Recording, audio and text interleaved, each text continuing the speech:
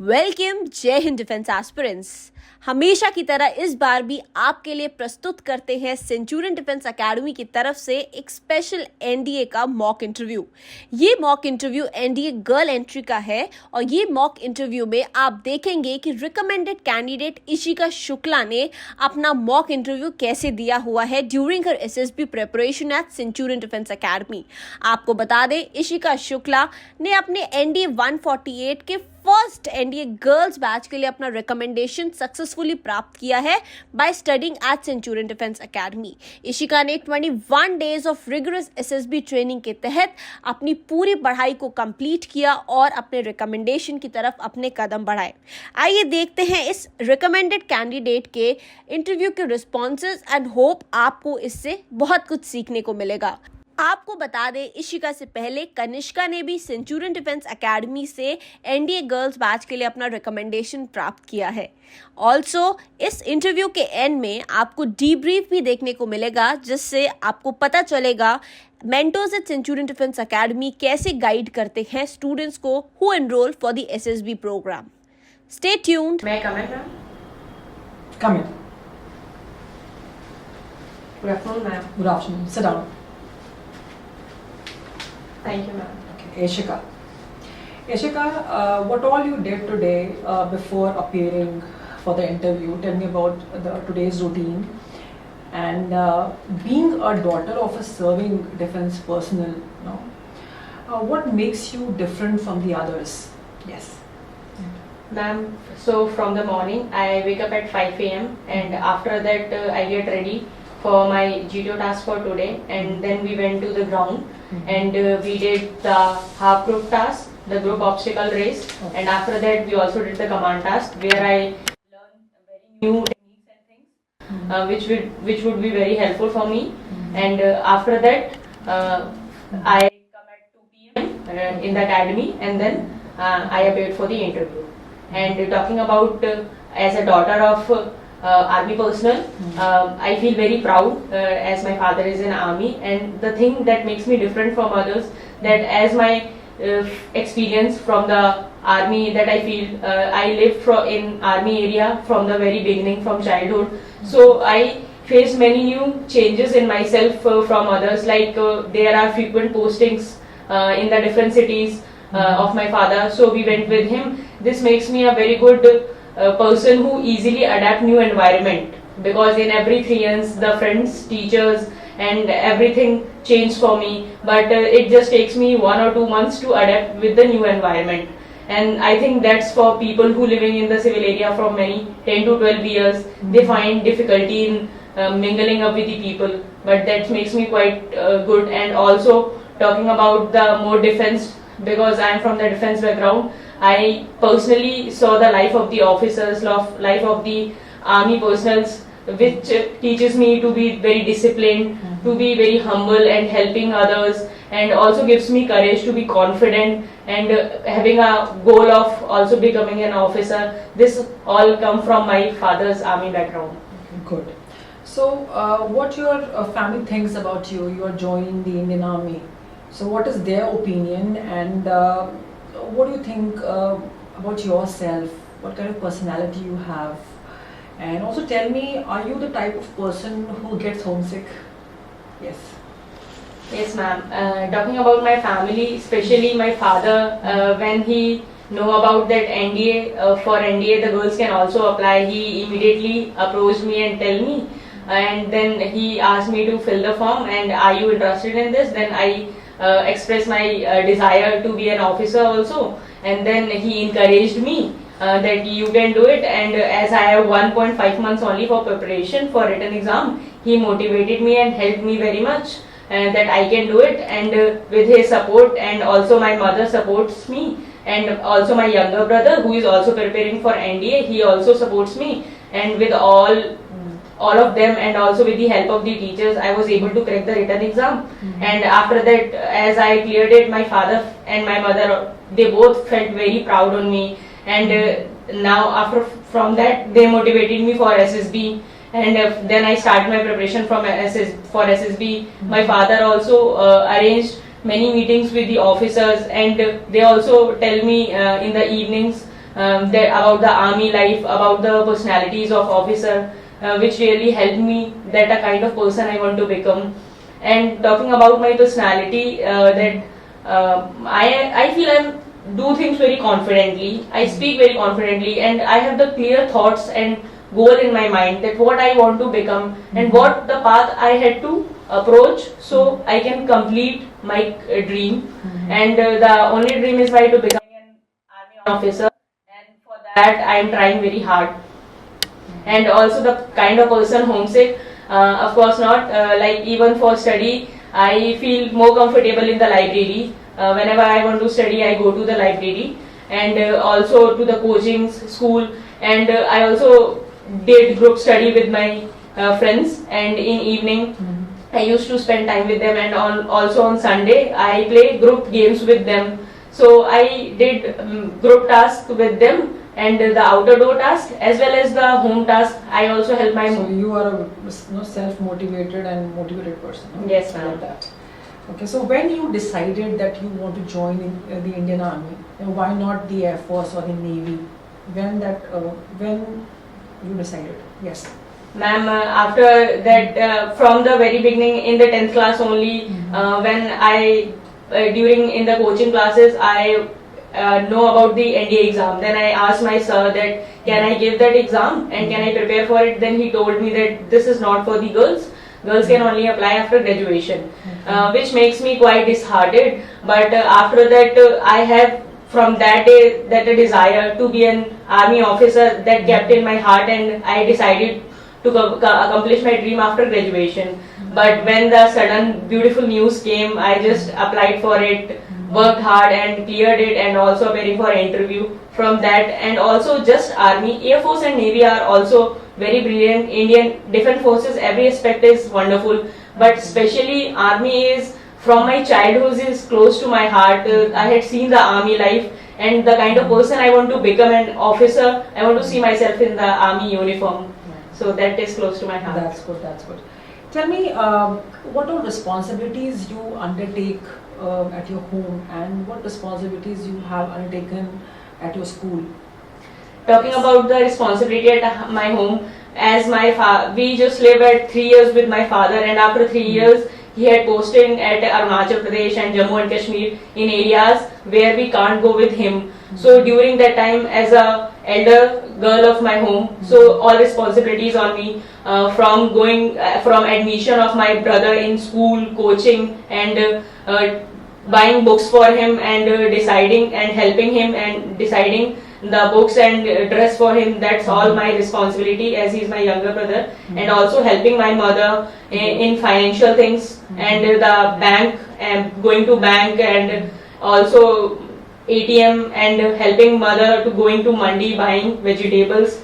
That everything I handles with it. And also at home I help my mother after the food with the dishwasher. This how I help my brother and mother. And in the school I was the class monitor from 8th onwards to 12th. But in 9th class there was the alternate class monitor, so it changed every month. But in 8th, 10th, 11th, 12th I was the permanent class monitor, and I was also the prefect in the 10th class. That's good. Tell me one challenging situation which you faced while you had this responsibility of a monitor, and how did you managed? Ma'am, it was really a learning experience. Whatever the challenges I faced, there are not at all challenges I faced, but all is the learning experience for me, and I learned many good things from it and inculcate in my behavior. Okay, so no specific, you remember, huh? Yes, ma'am. That's good. A tough girl. Okay, so you are joining National Defence Academy. You want to join National Defence Academy. Can you tell me in brief about the history of National Defence Academy? What do you know about National Defence Academy in brief? Ma'am, as I just get too keen about it, because before that I decided to go through the CDS and AFCAT entry. So for that I know about OTA, but from when the Supreme Court orders give, then I started exploring about NDA. Then it's National Defence Academy. It has 18 squadrons, and also it is a very which takes entry of officers only, Army, Air Force and Navy, and gives training to both of them, to all three of them, and this is a 3-year training program.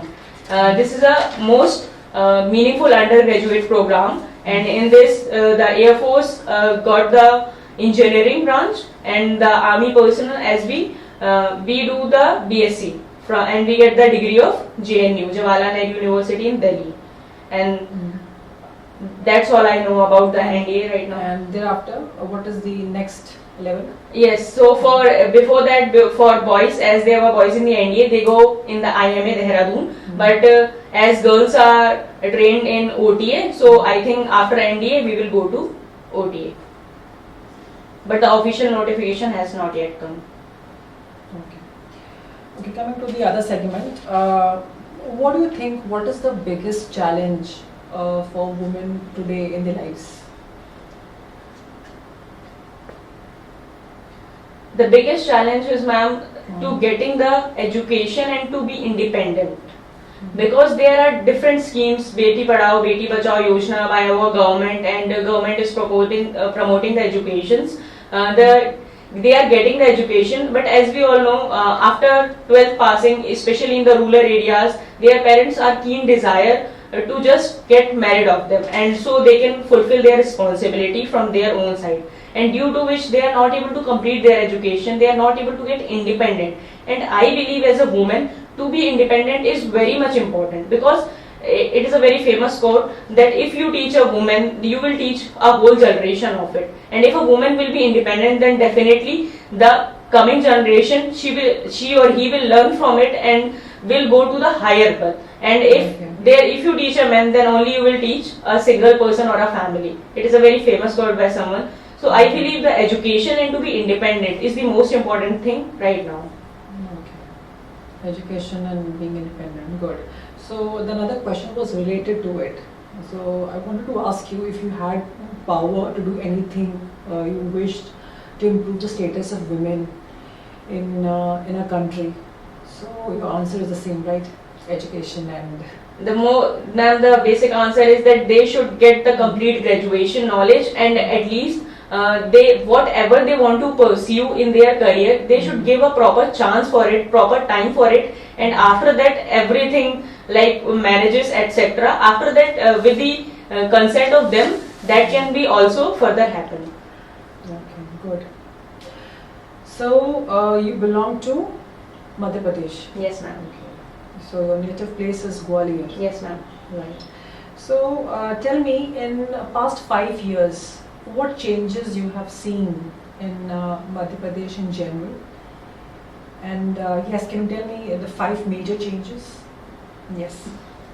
Ma'am, starting from the recent changes, the first drone school is opened in Gwalior only, and it provides the huge employment as well as the new technology over there.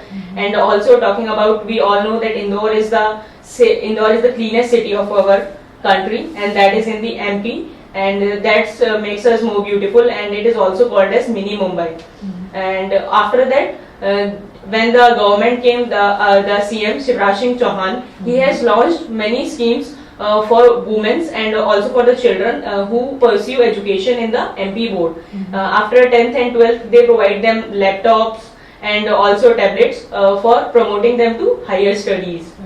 And apart from that, talking about major in my cities, I see many changes that now there are CCTV cameras at the chauras, which are not there in the previous years, and also the city is more clean. The Gwalior city is more clean as before and developing day by day. When I came to the Gwalior in the 8th class, there was the area out of the Gwalior Maharashpura which was not so developed, but as I spent 5 years over there, I see many development.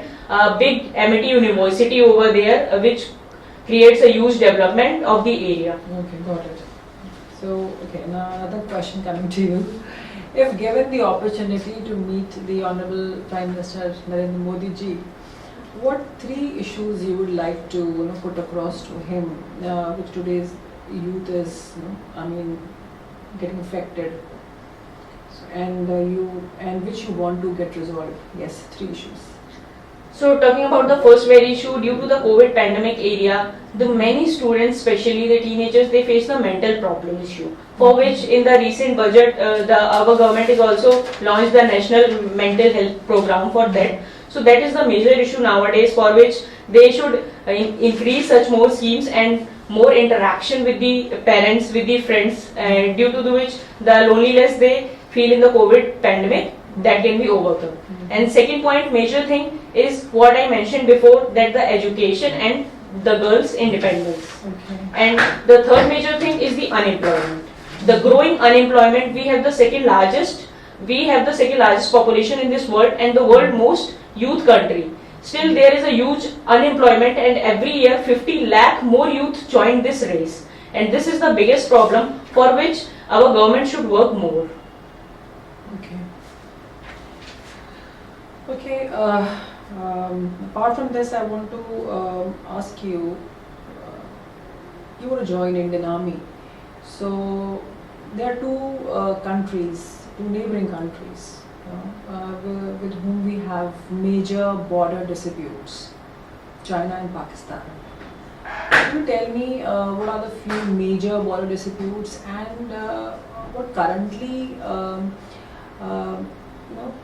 Indian Army is doing, and what steps the government has taken in this regard?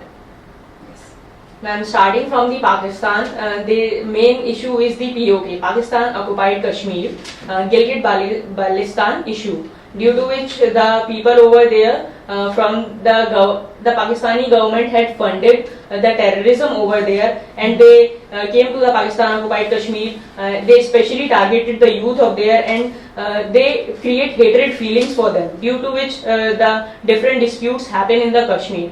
That's the major problem with POK. Pakistan also gave major issues near the Rajasthan area, also the Gujarat area over there. They said that part was also there, and the Punjab region.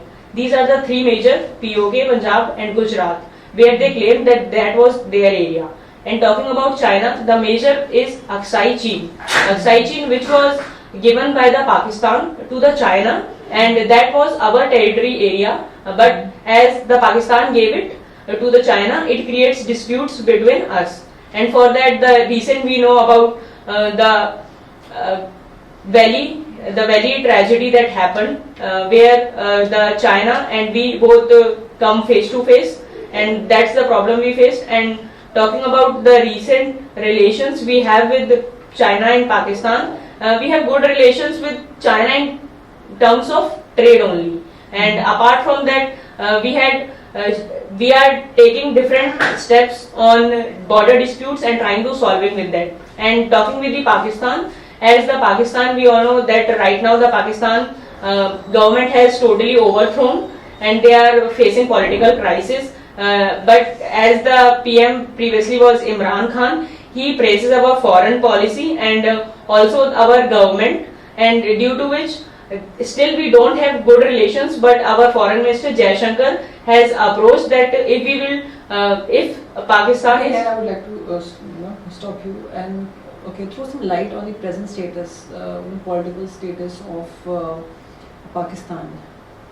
Yes. Ma'am, the present status is that today, after either the emergency will be declared in the Pakistan, or the PM have to resign. The PM is not ready to resign, and he is also not ready for no confidence vote. For that, Supreme Court had ordered that if he cancelled the no confidence vote, it is not under his right, and for that he must resign, or there would be the proper election for it. So the right now condition in Pakistan is this. Continue with the answer. Yes. And after from that, our relations with Pakistan is still not good, and until the POK problem will not solve, the issues will remain same. Okay. See, keeping in mind the Jammu and Kashmir history, what makes Jammu and Kashmir, different from the other states? And also tell me what major actions in past, and if you say a decade or so, the state and the central government has taken with regard to Jammu and Kashmir.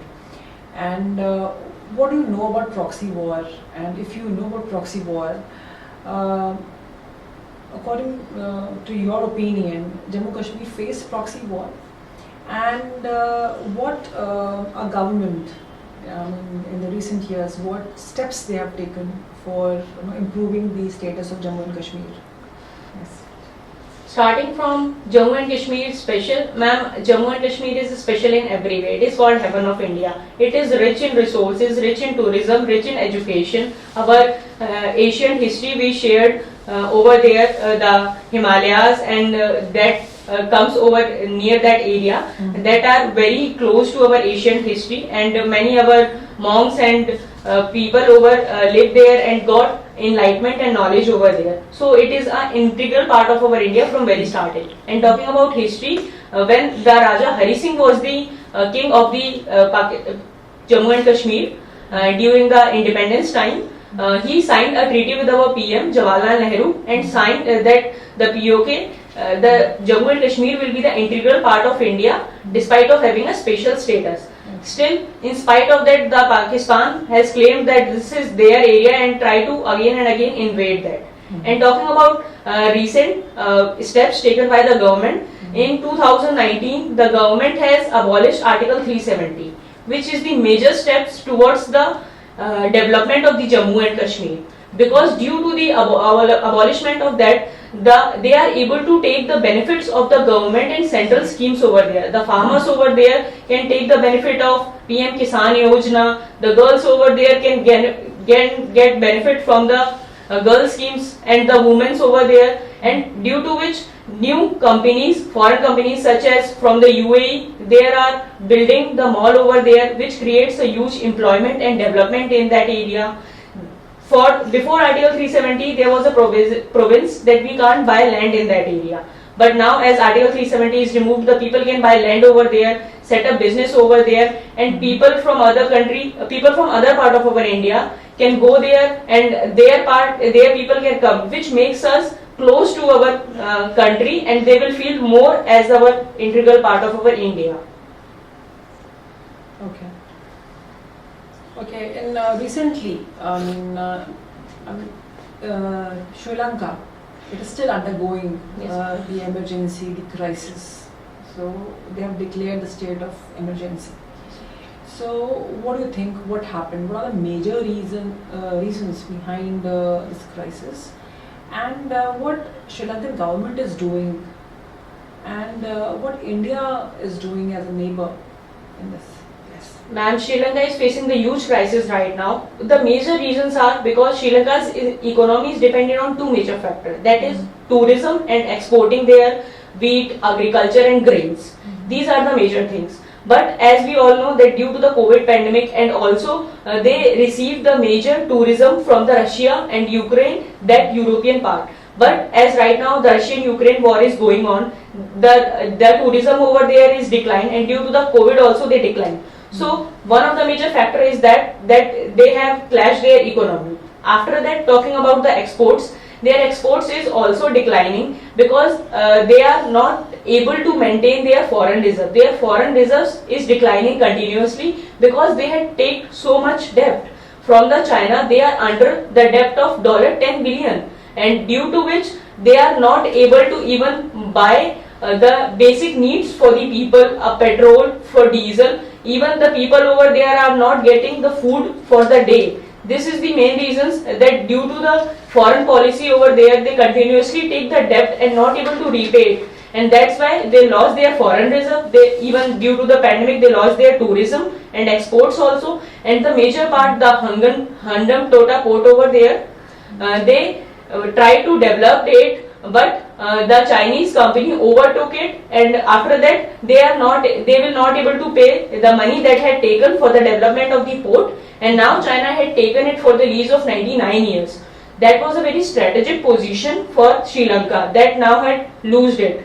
And talking about what is government is doing, the government is not able to even resign from the present government and not able to do any solution for it. They are just putting emergency, which is causing chaos and problems in the people of the Sri Lankan people, and people comes over the street and fighting against it. Okay. And as India helped the Sri Lanka. It gave the aid of $1 billion, and other $2.5 billion Sri Lanka had demanded from China, but China had not responded. And also the India has promised that the refugees came from the Sri Lanka, especially in the Tamil Nadu and Chennai area, they will give them shelter and help them in the every possible way. Okay, good.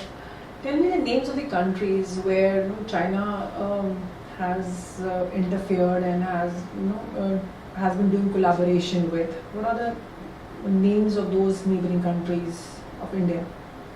Especially Pakistan. We all know about the One Belt One Road initiative and the China-Pakistan economic corridor, and due to which it is investing so much in the Pakistan, and definitely Pakistan is also going to be the under debt due to the China debt trap policy, and Sri Lanka also, and also it is helping the Bhutan and Myanmar. The recent Myanmar, we have built a police academy over there, and for which China also gave suggestion to build a Supreme Court infrastructure over there.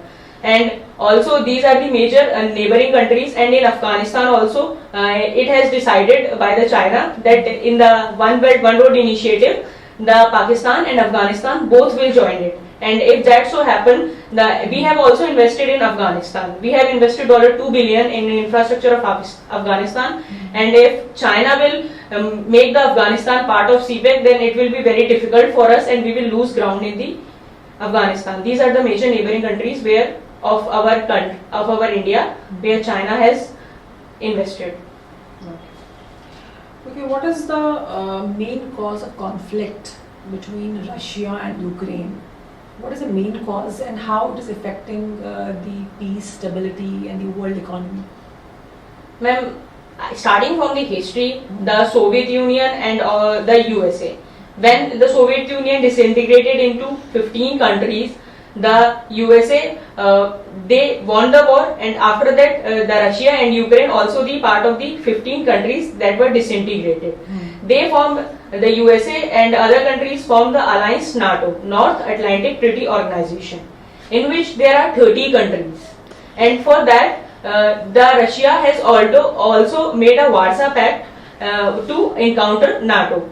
But the Warsaw Pact broken, and the NATO still continues. And the Ukraine demanded to join NATO. But as Russia shares a major border with the Ukraine, and if Ukraine will join the NATO, then it will be the problem for the Russia, as Russia and NATO don't have such good relation. Therefore, Russia warned many times Ukraine to not to join NATO and not to even the part of the Russia, and to be independent as it want to be. But the USA urged and pinched Ukraine again and again, and therefore Ukraine tried to apply it, and therefore at last option the Russia had to invade the Ukraine. Okay, so how it is affecting the world, the Yes, stability part and the economy part? Yes. Especially, ma'am, talking about the economic part, it is affecting the badly, because Russia and Ukraine provides 30% of the world's wheat, and Ukraine is also called the wheat bowl of the world. Due to which the many major countries, especially the neighboring countries, Poland, Latvia, Lithuania, they were facing the major challenges of food crisis. Even Poland and Belarus has said that they have just 1 month grain left.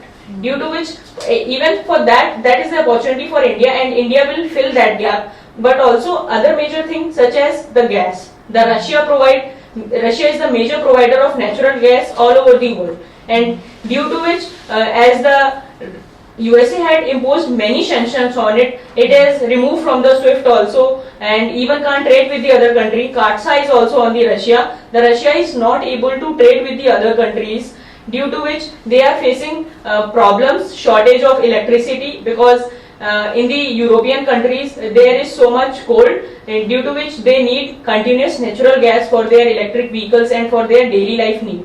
They are facing crisis in that. And also that Russia is a major exporter of defense.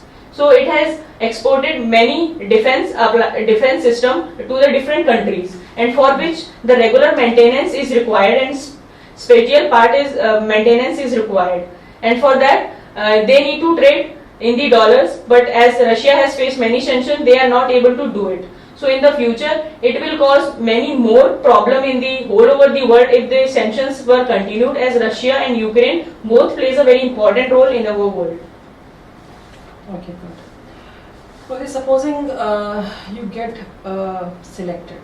Okay, suppose you are selected, and if given the opportunity, which regiment you would like to join and why? Ma'am, the regiment I would like to join, as girls are not still allowed in infantry and the regiments are for that. So this is not decided that which regiment I will join, because girls can't go in the infantry. But talking about the majorly, I would like to join educational corps. Okay. The regiment I will get in that. That I will Tell decide me, in. what is the major role of education corps? What education officers does? The major role of the education corps is teaching about especially the defense knowledge to the soldiers in the Indian Army, and also they plays a very important role in awareing about because for different promotions when the ranks increase, there are different promotions, cadres happens, and the soldiers and officers, it is always learning and teaching experience for them. So they have to continuously learn and study, and for that the education corps officers teaches them. So that is the main role of their. Okay. So, if not Indian Army, then what? What other alternate options you have? Ma'am, I am confident enough, and I will go to Indian Army only, and I will make it. Okay. I'm giving you a situation. Supposingly, you fail in your attempt, then what? Ma'am, although I had prepared very well and I am confident, but still if not, then I have 2 more attempts, and in next attempt I will go from there. I will realize my shortcomings, work on them, work very hard, and come back and definitely got selected and see myself in the uniform. That's good. Good, Josh. Right, with this we have come to the end of the interview. And Ishika, I would like to debrief you now for the interview. Right. So, overall you have performed actually very good.